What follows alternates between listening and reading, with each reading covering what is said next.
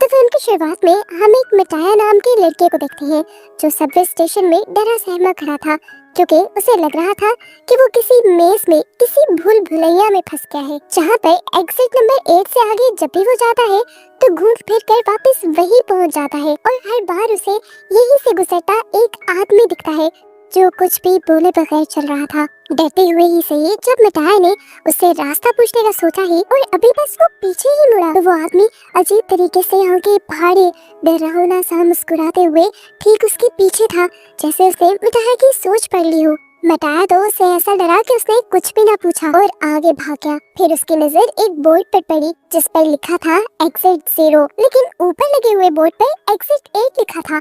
उसे ये बात अजीब लगी। एक बार, दो बार, यहाँ तक कि 100 बार उसने यहाँ से निकलने का रास्ता ढूंढा। हर रास्ता ऐसे बंद था जैसे दरवाजे शो पीस हो। बार बार वो इसी भूल भुलैया में घूमता रहा। उसने इमरजेंसी कॉल करने की भी कोशिश की पर एग्जिट के सभी इंटरकॉम काम नहीं कर रहे थे और उसके अपने फोन में भी किसी किस्म के सिग्नल नहीं थे।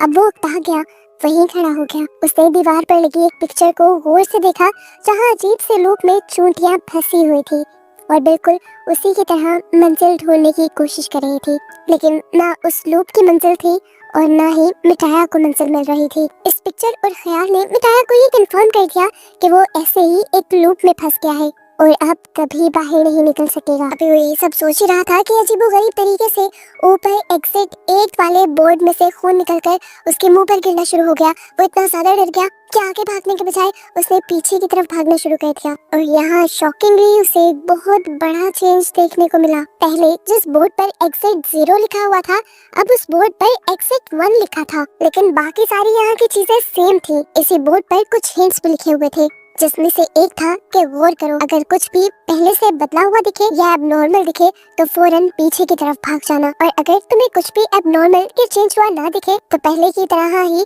एग्जिट 8 की तरफ बढ़ते रहना। म्याटा समझ आता है कि उस टाइम उस रेड लिक्विड का गिरना एबनॉर्मलिटी थी।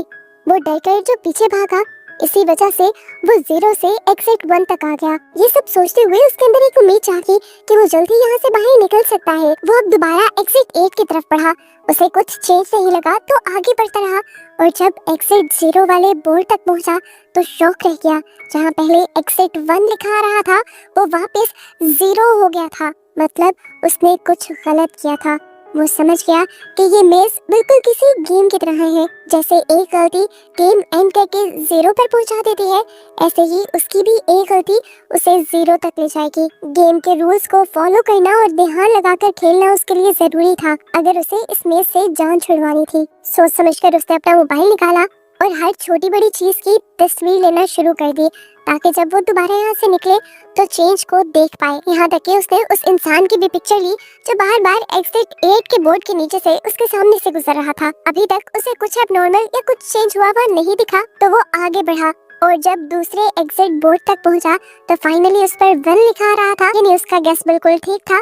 पहले कुछ चेंज नहीं हुआ था और उसने लेवल 1 पार कर लिया था। लेवल 2 के लिए वो जानता था कि उसे दोबारा यहीं पर घूमना है और चेंज देखना है। अब आगे बढ़कर वो जैसे ही अपना मोबाइल निकालता है पिक्चर्स को देखकर यहाँ पर चेंज ढूंढने के लिए तो देखता है कि उसकी मोबाइल में आई हुई सभी पिक्चर्स ब्लर हो गई थी जिनमें अब कुछ समझ नहीं आ रहा था। वो समझ गया कि उसे ये गेम जीतने के लिए सिर्फ अपने दिमाग का इस्तेमाल करना है।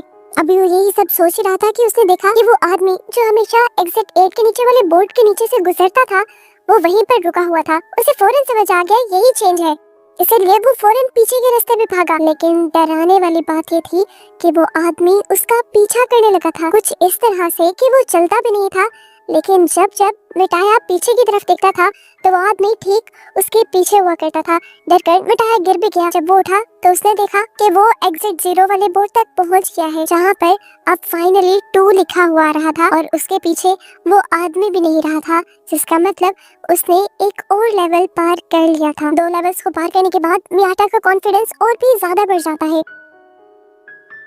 कॉन्फिडेंटली अब वो हर चीज को याद करने लग जाता है और चेंज ढूंढने लग जाता है। वो दोबारा उसी मेज के अंदर घूम ही रहा था कि उसे एक लॉकर के अंदर से एक बच्चे के रोने की आवाज आई। डरते हुए उसने लॉकर खोला तो अंदर का सीन देखकर डर गया, जो सीन हमें नहीं दिखाया गया, लेकिन मिटाया तो डर कर पीछे की तरफ भाग गया था। इस तरह उसने अपना तीसरा लेवल भी पार कर लिया था। एग्जिट 0 वाले बोर्ड पर अब एग्जिट 3 लिखा रहा था उसने सोचा बस 5 और लेवल्स रह गए हैं, जिसके बाद वो कॉरिडोर तक पहुंच जाएगा और इस बुरे ख्वाब से बाहर निकल जाएगा। दोबारा वो एग्जिट गेट की तरफ गया और दोबारा हर चीज को अच्छे से गौर से देखने लगा। इस मर्तबा उसे ऐसा महसूस हो रहा था कि जब वो इस कॉरिडोर से गुजर रहा है तो कोई उसे देख रहा है। उसने पिक्चर्स पर गौर किया तो पिक्चर्स में मौजूद लोग आंखें घुमा घुमा कर उसे देख रहे थे। उसने इस चीज को एक्सपीरियंस किया और जल्दी से दोबारा पीछे की तरफ भागा और फाइनली एग्जिट बोर्ड 0 एग्जिट 4 के बोर्ड में चेंज हो गया, जिसका मतलब था कि उसने 4 लेवल पार कर लिए हैं।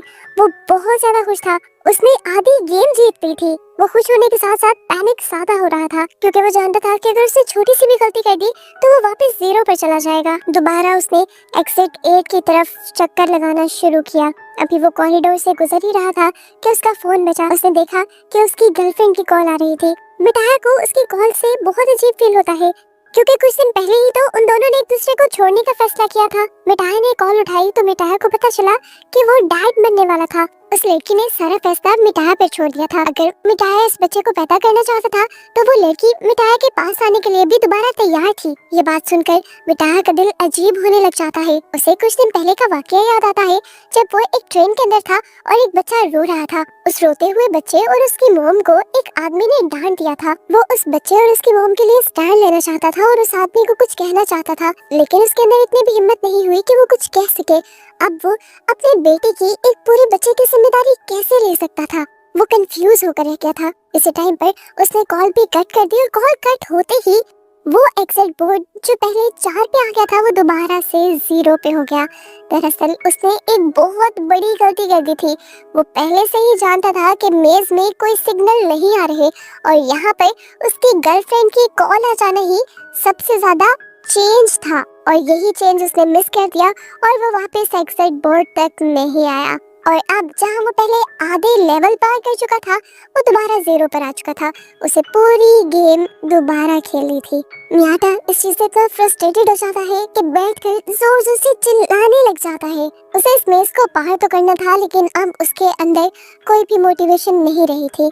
मरे हुए कदमों के साथ वो आगे बढ़ता तो रहा, लेकिन उसे अब इस मेज के अंदर कोई डिफरेंट चीज नहीं दिखाई दी। कॉरिडोर का टर्न लेने के बाद उसे यहाँ पर एक बच्चा दिखाई दिया और वो फौरन बैक एग्जिट की तरफ भागा, लेकिन उसने देखा कि एग्जिट बोर्ड पर अभी भी 0 का ही नंबर शो हो रहा था, यानी वो बच्चा कोई भी चेंज नहीं था। पता चला कि वो बच्चा बिल्कुल मियाटा की ही तरह इस मेज में फंसा हुआ था और वो भी वहाँ से निकलने की ही कोशिश कर रहा था। मियाटा को यहाँ पर वो आदमी भी नजर आता है जो हमेशा से सूट बूट पहने उसके सामने से गुजरता है। इस पॉइंट पर मियाटा समझ जाता है कि वो आदमी भी इस मेज का हिस्सा नहीं था, बल्कि बिल्कुल मियाटा और इस बच्चे की ही तरह इस मेज में फंसा हुआ था और वो भी यहाँ से निकलने के ही रास्ते ढूंढ रहा था। हमें दिखाया गया कि सूट बूट पहना वो आदमी और ये बच्चा पहले एक टीम की तरह काम करते थे। उन्हें भी बार बार इस मेज में एक लड़की दिखाई देती थी जो उनकी तरह यहाँ से निकलने की कोशिश नहीं कर रही थी।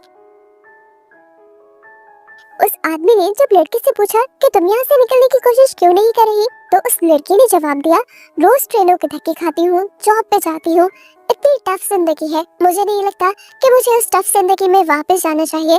मैं इस मेज में काफी रिलैक्स हूँ। लड़की ये बात ही कर रही थी कि आहिस्ता आहिस्ता उसकी आवाज बदलने लगी। वो बार बार वही जुमला कहने लगी जो वो एक मर्तबा बोल चुकी थी। उसकी आवाज जब भारी होकर मर्दों वाली आवाज में बदली तो इस आदमी को समझ आया कि ये यहाँ पर अबनॉर्मलिटी है और वो बच्चे को लेकर फौरन बैक एग्जिट के बोर्ड की तरफ भागा। उन्हें दिखाया गया कि उनके एग्जिट बोर्ड पे अब 6 का नंबर आ रहा था, यानी वो गेम जीतने के बहुत करीब आ चुके थे। एक मर्तबा दोबारा ये पूरे मेज का चक्कर लगाते हैं। इस मेज में क्या चेंज हुआ था वो ढूंढने की कोशिश करते हैं। दोबारा उन्हें यहाँ से वो लड़की गुजरते हुए नजर तो आती है, लेकिन वो लड़की उनसे कुछ बात नहीं करती। बच्चा देखता है कि यहाँ डोर्स के हैंडल अजीब तरीके से लगे हुए थे। बच्चा उस बड़े आदमी को ये बात बताने की भी कोशिश करता है, लेकिन वो आदमी बच्चे की बात को इग्नोर करते हुए उसे आगे ले जाता है और ऐसे उसकी इतनी सी इग्नोरेंस, इतनी सी गलती उसकी सारी गेम को पीछे ले जाती है और उसका एग्जिट बोर्ड दोबारा 0 नंबर पर आ जाता है। यानी वो गेम हार चुका था और उसे अब रीस्टार्ट करना था। वो आदमी अब टूट गया, उकता चुका था वो। उसने भी चीख मारी, लेकिन यहाँ से निकलना जरूरी था। तो एक मर्तबा दोबारा इस गेम को खेलने के लिए वो तैयार हुआ। उसने बच्चे का हाथ पकड़ा और दोबारा इस मेज में चलने लगा। मजेदार की बात थी कि अब उसे ऊपर जाने का एक रास्ता भी नजर आ गया था। वो बहुत ज्यादा खुश हुआ। सीढ़ियां चढ़कर वो ऊपर जाना चाहता था, लेकिन बच्चा उसे समझाता रहा कि ये गेम है, ये अब नॉर्मलिटी है, हमें वापस पीछे की तरफ मुड़ना है रूल्स के मुताबिक। लेकिन इस बड़े आदमी ने उस बच्चे की बात नहीं सुनी और वो सीढ़ियां चढ़ गया और उसकी वजह से वो इस मेज में ही फंसा रह गया।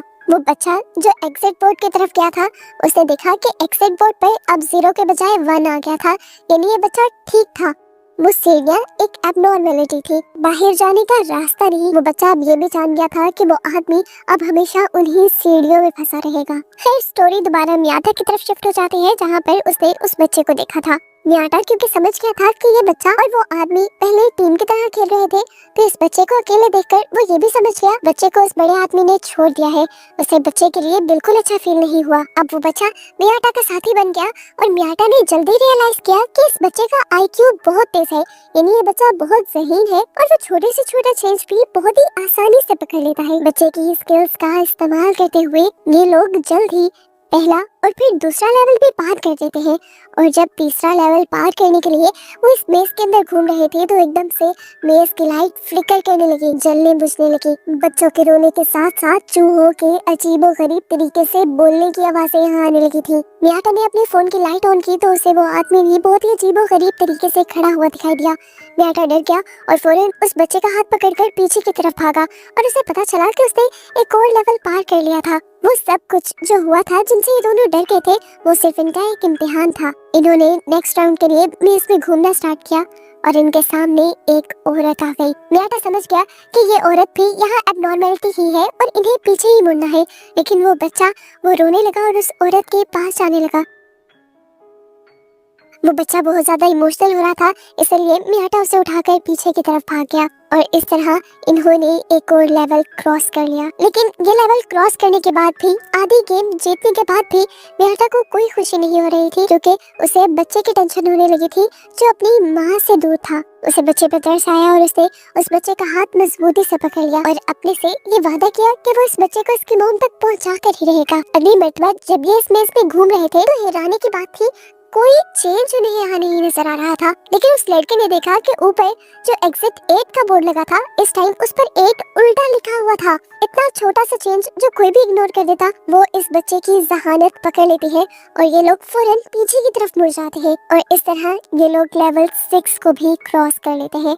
अब बस 2 लेवल रह गए थे। मियाटा जानता था कि उसके बाद वो इस मेज से आजाद हो जाएगा, अपनी दुनिया में वापस आ जाएगा। पर पता नहीं क्यों उसके अंदर की फीलिंग्स बहुत ही अजीब थी। वो मेज का जब दोबारा चक्कर काटने ही लगा, तो एकदम से पीछे से पानी का सैलाब आ गया। मियाटा फौरन इस बच्चे को लेकर वापस जाना चाहता था, लेकिन वो बच्चा गिर गया और सैलाब के अंदर आ गया।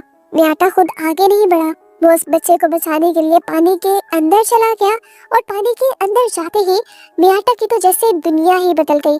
उसे अजीबोगरीब सा वियन आने लगा और उसने अपने आप को बीच के पास देखा, जहाँ उसने देखा कि उसके साथ उसकी दोस्त थी और ये बच्चा जो इस टाइम उसके साथ मेज में था, वो उसकी फैमिली, उसके बेटे के तौर पर उसे नजर आ रहा था। यहाँ पर वो इस बच्चे के साथ बहुत एंजॉय कर रहा था और इस टाइम पर उसे एहसास हुआ कि बाप होना कोई बर्डन नहीं होता, बल्कि ये एक बहुत ही खूबसूरत एहसास और बहुत ही खूबसूरत रिश्ता है। इससे पहले कि वो कुछ और सोच पाता, उसकी बॉडी में बहुत शदीद दर्द होता है और वो रियलिटी में वापस आ जाता है। मियाटा खुद और वो बच्चा अभी तक पानी में फंसा हुआ था। मियाटा अपनी पूरी ताकत लगाता है, उस बच्चे को उठा लेता है और उस पानी से ऊपर रखने की कोशिश करता है। उसने बच्चे को एग्जिट 8 के बोर्ड के ऊपर लटका दिया था और खुद वो पानी के बहाव के साथ बहता हुआ चला गया। सीन कट हुआ और कुछ देर बाद का सीन दिखाया गया। वो छोटा बच्चा जब जागा, तो उसने अपने आप को एक तबाह हुई जगह पर देखा।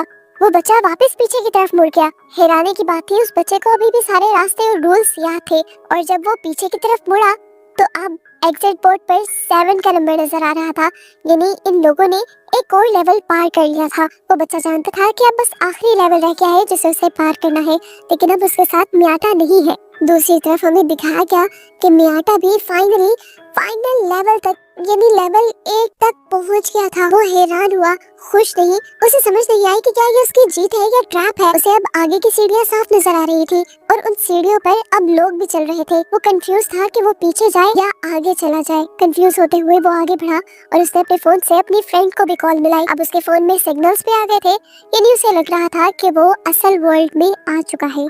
वो इसमें से फाइनली आजाद हो गया है।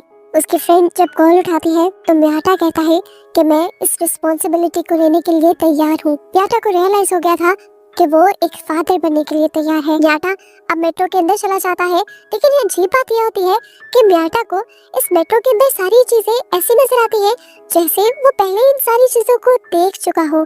कुछ ही देर में यहाँ पर एक बच्चा रोता है और एक आदमी उस बच्चे और उसकी माँ को डांटने लग जाता है। ये वही सीन है जो मूवी में पहले हम म्याटा की सोच में देख चुके हैं। म्याटा ने इधर उधर लोगों को देखा, वो सारे लोग अजीब थे, अपने फोन में बिजी थे और यहाँ म्याटा का दिल टूट गया। वो समझ गया कि इस मर्तबा भी वो गेम के ट्रैप में फंस गया था। उसने तो नंबर 6 के बाद नंबर 7 क्लियर किया ही नहीं था और ये सब भी एक ट्रैप था।